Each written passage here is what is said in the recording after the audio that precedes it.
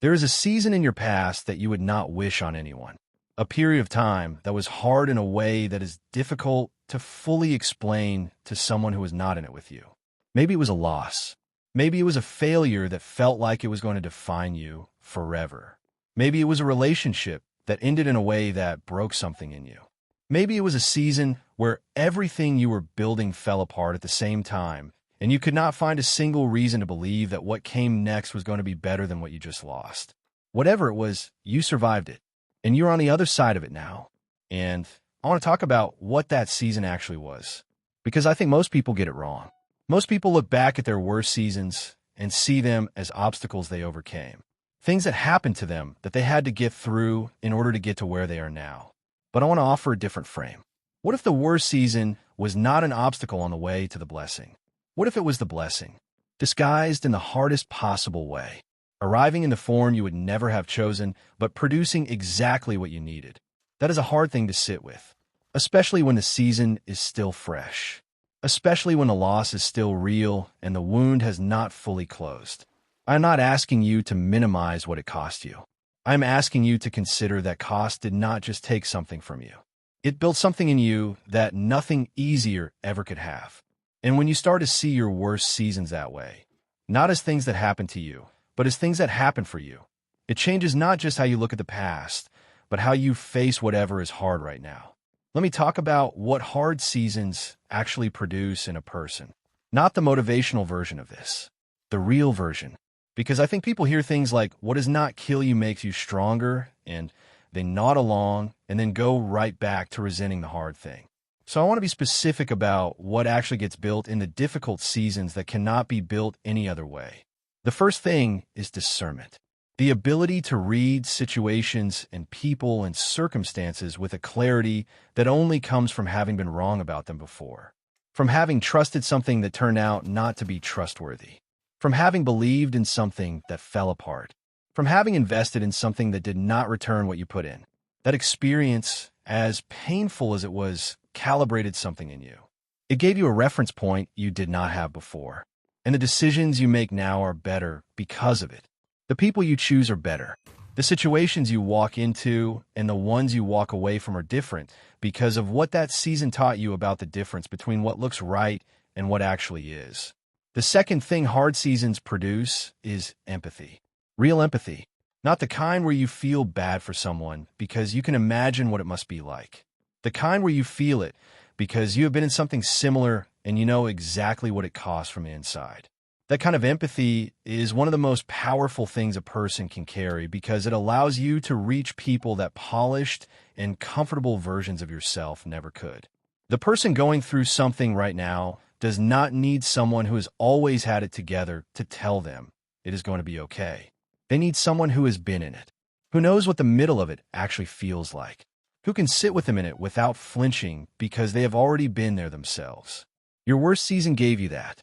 And the people whose lives you will touch because of it, the ones who need exactly what you went through to feel less alone in what they're going through. They are part of why it happened.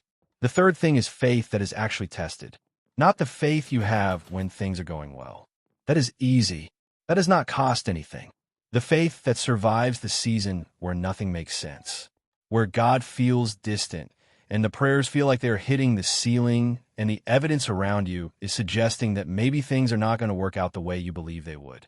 Surviving that season with your faith intact, or rebuilding it on the other side of the season after it got shaken, produces a kind of conviction that comfortable seasons never could.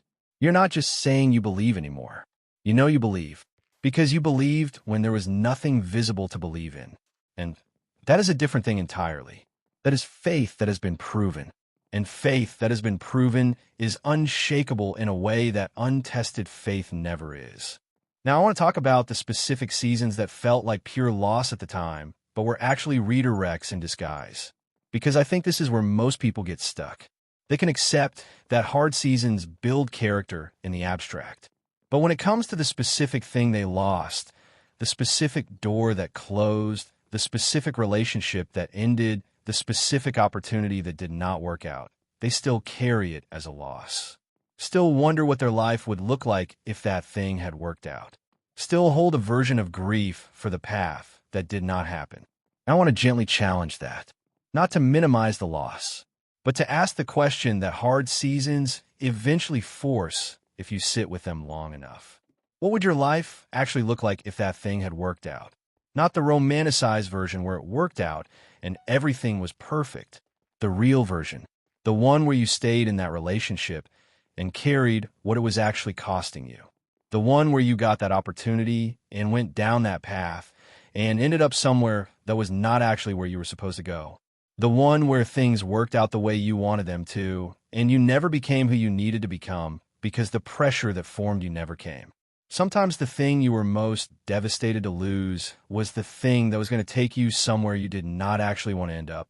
And the closing of it, as much as it hurt, was protection. It was God looking at the path you were on and the path He had for you and choosing the one that led somewhere real over the one that felt good in the moment. That is not a comfortable thing to accept because it means trusting a plan you cannot fully see over a desire you can feel completely. But that is exactly what faith requires. And the people who learn to trust the closing, who learn to see the painful redirect as protection rather than punishment, are the ones who end up looking back at their worst seasons with genuine gratitude. Not forced gratitude, not the kind you perform because you are supposed to be positive. Real gratitude, the kind that comes from being able to see what the hard season produced that nothing easier ever could have. Let me talk about Joseph for a moment, because his story is one of the most honest pictures of what a worse season that is actually a blessing in disguise actually looks like from the inside. He was thrown into a pit by his own brothers, then sold into slavery, then falsely accused and thrown into prison. At every point in that story, the circumstances were objectively terrible. There was nothing about the pit that looked like a blessing, nothing about the prison that felt like preparation. If you had asked Joseph in the middle of any of those seasons whether he believed God was working something out for his good, the honest answer probably would have been that it was hard to see how. And yet every single one of those seasons, every loss, every injustice, every door that closed, was building exactly the person that the next chapter required. The pit produced the humility. The slavery produced the competence. The prison produced the connections. And none of it was wasted. None of it was random. All of it was preparation for a palace he could not have walked into without every hard season that came before it. That pattern is not just ancient history. It is how things actually work. The hard season you are in right now, or the one you just came out of, is not a detour from the plan. It is part of it. You cannot always see it from the inside. You are not supposed to be able to see it from the inside. That is the whole point of faith. But the person you are becoming in this season, the discernment being built, the empathy being developed, the faith being tested and proven, is the person that the next chapter of your life is going to require. And you cannot rush it. You cannot skip it. You can only go through it. And going through it with the belief that it is producing something, even when you cannot see what, is what separates the people who come out of hard seasons stronger from the people who come out of them just surviving. So here is what I want to leave you with.